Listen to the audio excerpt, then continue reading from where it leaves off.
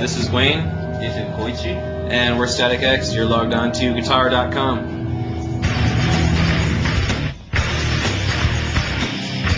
This band isn't really like, the guitar isn't like the main focus of it, so we tend to do all of our tricky things with the sequencers and keyboards and sampling and that type of stuff. The guitar is more sort of a laying down a foundation kind of thing. And there's nothing like two guitars really thick playing the same thing really tight to just create this wall of crunch. You know, you can't do it with one guitar. And that was the main reason I wanted two guitars in the band, you know, just to really create that live wall of guitar.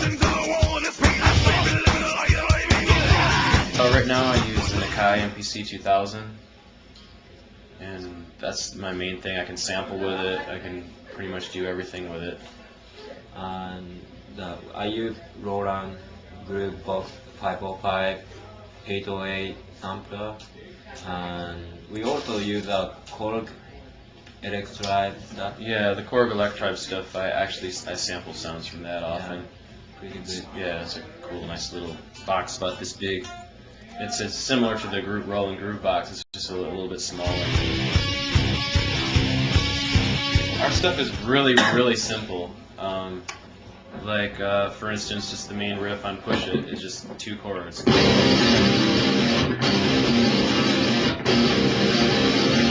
know, and we try to keep our riffs really, really very simple. A lot of stuff is even just one string, you know, like Love Dump. Simple, tight, rhythmic stuff. We try to do some, you know, make some different kind of sounds. One of the things that I use a lot when I'm writing is doing the octave thing, which I'm sure other guitar players do it, but I actually came up with the idea on my own a long time ago. It's where you play the octave with 2 fingers, and then the string in the middle you actually just sort of mute it out with the other finger. So. And then he'll play like the higher octave, like in the beginning of Push It. You know.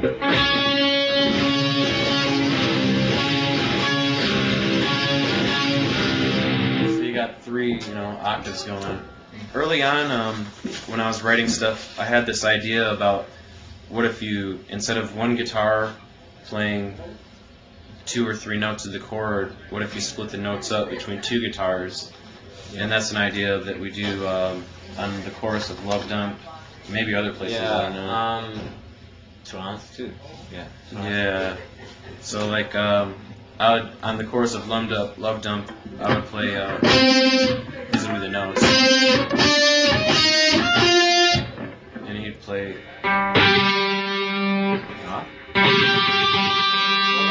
Yeah.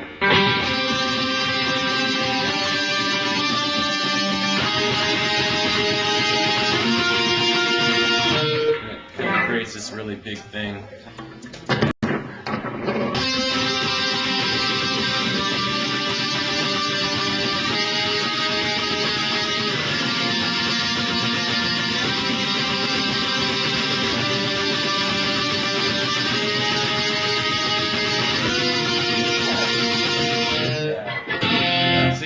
Create some interesting things that you could not do with one guitar, you know, in that way, because you don't have enough fingers, obviously. And then other than that, you know, we try to do some. I think a lot of our technique has to do with getting your hand on the bridge in the right spot, you know, get the right chunk factor, you know. That's really important to what we do as well. Some guys, I think maybe, you know, don't do it enough. Some guys get too much. You got to find just the right spot to get, you know. Yeah, like beginning. I mean, main riff of trance is a motion. Oh yeah. Yeah, it's like. I mean, it's important. It's like.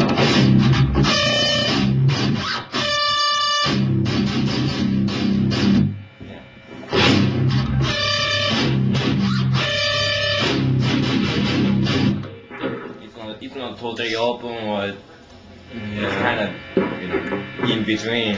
Actually, the verse on that song is pretty cool too. It's like.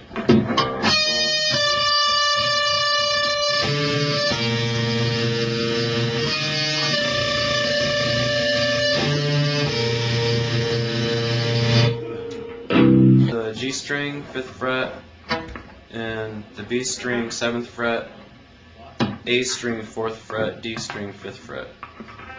So 5, 7, 4, 5.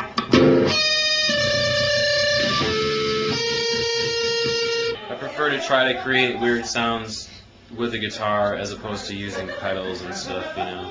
Do as much as you can with harmonics and sliding and, you know, whatever.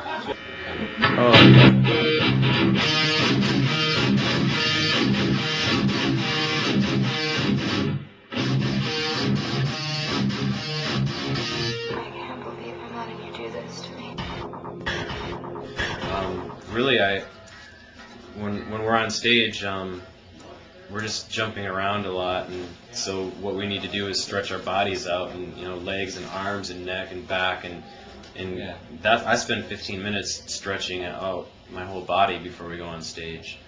I don't worry about whether I can play, because our stuff is so simple to play that, you know, it's not difficult at all. And even when I'm writing new ideas, I usually write it on my drum machine and then learn how to play it on the guitar, because it's just easier that way. I don't know. Yeah, you know, seems like our music is very guitar oriented, but in our head it's like guitar is more like in my head elements of. In my head, the guitar is an afterthought. Yeah. And I know it doesn't turn out that way in the end, but. Since I mean, you know, this distortion guitar sound has very dominating, strong sound, so that's why, you know, it dominates whole music. But our head, we pay attention to all more, you know, more hi-hat. The hi-hat programming and the keyboards and the drum beats and all that. It's gotta be, you know, all these sounds have to be arranged pretty well inside the music. Otherwise, all these sounds clashing with each other, you know, it doesn't work. And then like.